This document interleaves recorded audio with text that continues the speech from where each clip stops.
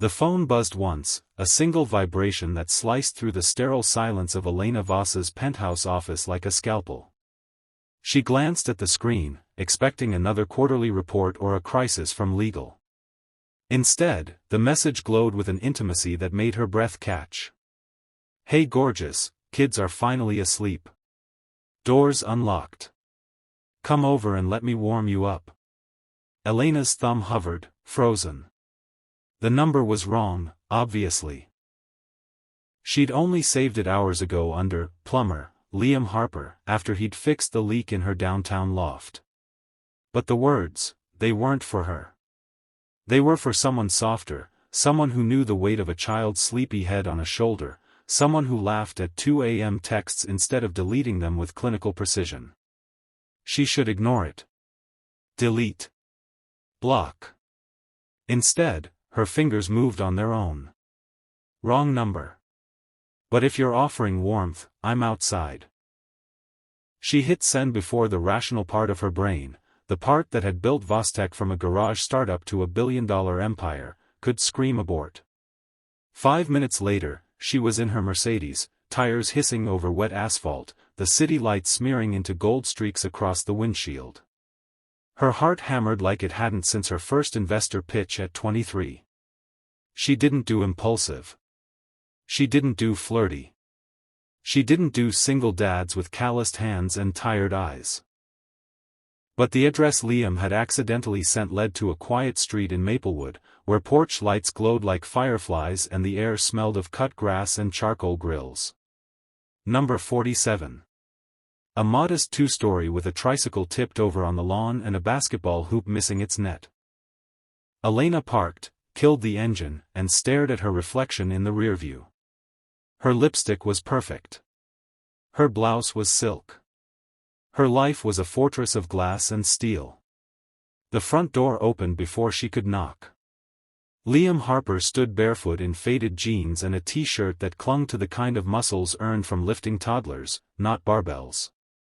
His dark hair was tousled, a streak of what might have been spaghetti sauce on his sleeve. He held a baby monitor in one hand and a look of pure, unfiltered panic in the other. Elena?" His voice cracked on her name like he was 16, not 34. "From the loft? The leak?" She lifted her chin, armor sliding into place. "You texted me." What?" He glanced at his phone, then back at her, horror dawning. "Oh God. That was meant for your girlfriend?" "My sister," he groaned, dragging a hand through his hair. "She's been trying to set me up with her friend. I was joking. Badly." The baby monitor crackled. A small voice whimpered, "Daddy." Liam's shoulders sagged. "That's Mia. Nightmare. I should go," Elena said, surprising them both. "I'll wait." He hesitated, then disappeared inside. She stood on the porch, the autumn chill seeping through her blazer, wondering what the hell she was doing. 10 minutes later, he returned, quieter. The porch light carved shadows under his eyes. "She's back down. Sorry about all this." Elena studied him. The exhaustion in his posture. The way his fingers worried the edge of the monitor.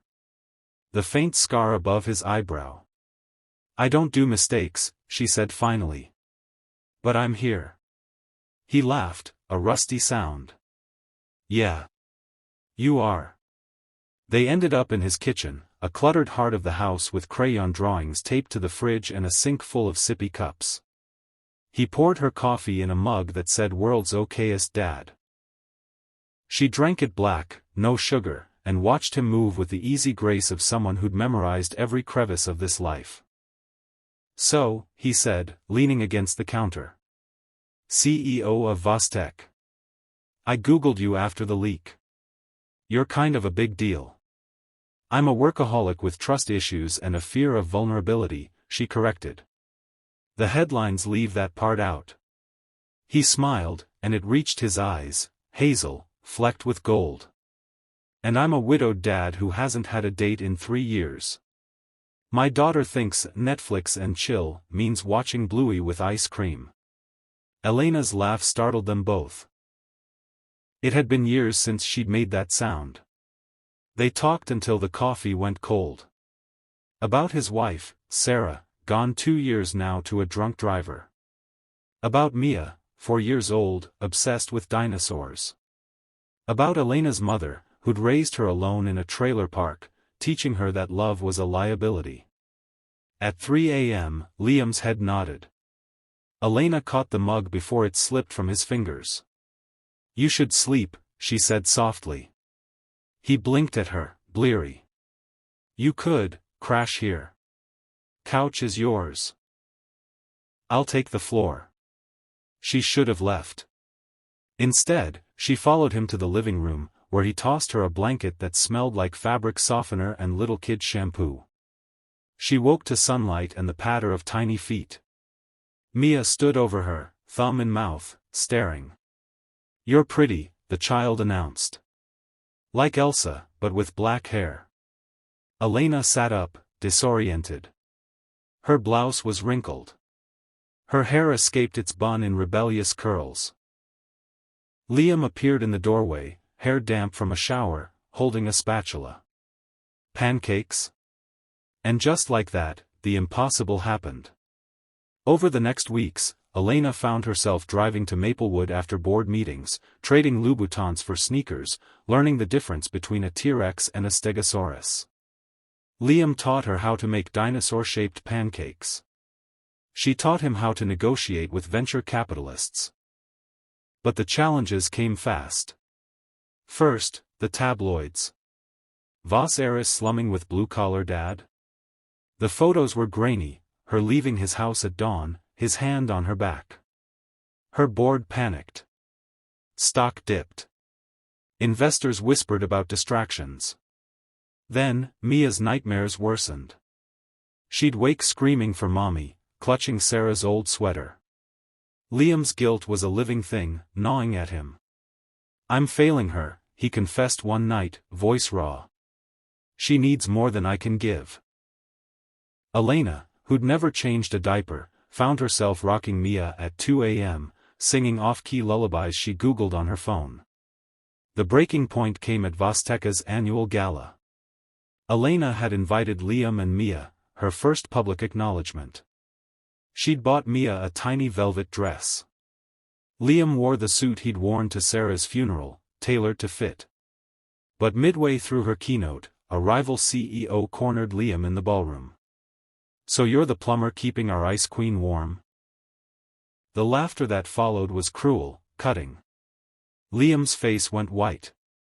He scooped up Mia and left without a word. Elena found him in the parking garage, Mia asleep on his shoulder. I don't belong in your world, he said, voice hollow. And you're drowning in mine. She wanted to argue. To fix it with spreadsheets and strategy. But all she could manage was, I'm scared too. They didn't speak for 3 days. On the 4th, Elena showed up at his door at midnight, soaked from rain, holding a manila folder. I quit, she said. He stared. You, what? The board. The company. I sold my shares. I'm done. Elena. I built an empire to prove I didn't need anyone, she said, voice trembling. But I was wrong. I need dinosaur pancakes and 2 a.m. nightmares and a little girl who calls me Lena like it's the easiest thing in the world. I need you. Liam's eyes filled. You'd give up everything? I already did. She opened the folder. Inside was a real estate listing, a house 2 blocks from his, with a big yard and a porch swing. I bought it. For us. If you'll have me. He kissed her then, rain-soaked and desperate, Mia stirring between them. The wedding was small, in his backyard under string lights. Mia wore a crown of dandelions and carried the rings in a plastic dinosaur. Elena wore her mother's wedding dress, altered to fit. But the real moment came later, when Elena, now 8 months pregnant, woke in the middle of the night to find Liam beside her, tracing the curve of her belly with reverent fingers. "I used to think love was a weakness," she whispered. He kissed her forehead. "It's the only thing that isn't." Years later, when their son asked why mommy had a company named after her but never went to the office, Elena would smile and say, "Because I found a better job." And in the quiet of their bedroom, with Mia's artwork on the walls and Liam's calloused hand in hers, she knew the flirty text that started it all wasn't a mistake. It was the universe's way of saying, sometimes, the wrong number is the right one. Hey, if this story made your heart skip a beat, hit that like button. It's the digital equivalent of a warm hug. And subscribe for more stories that remind us love doesn't follow spreadsheets or schedules. Turn on notifications, because next week, we're diving into a billionaire who falls for the barista who hates coffee. You won't want to miss it. Now, tell me in the comments, have you ever received a text meant for someone else that changed your life? Spill the tea, I read every single one. See you in the next story, family. Keep believing in second chance.